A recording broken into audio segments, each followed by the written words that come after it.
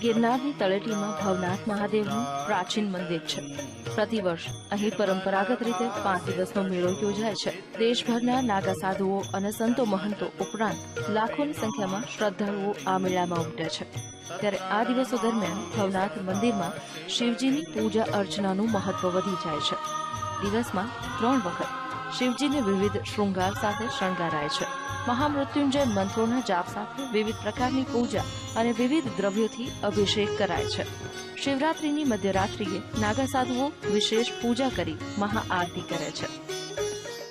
અનેક જાતની 7 જાતની બીલીઓ ચડાવવામાં આવે છે। એમાં મુખ્ય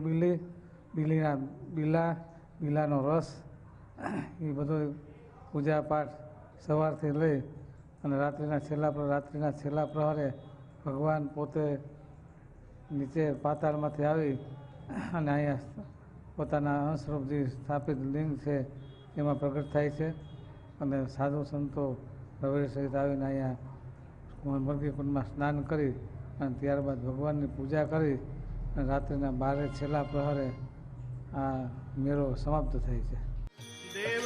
શિવરાત્રીના દિવસે સવારે ભગવાન મહાદેવને ભાંગ, દૂધ અને અનેક દ્રવ્યોથી અભિષેક કરાય છે। ત્યારે હજારો ભાવિકો આ વિશિષ્ટ અભિષેકના દર્શનનો લાભ લે છે અને બમ બમ ભોલેના નાદથી સમગ્ર વાતાવરણ ગુંજી ઉઠે છે। વિપિન પંડ્યા સાથે bureau report, VTV news, Junagadh.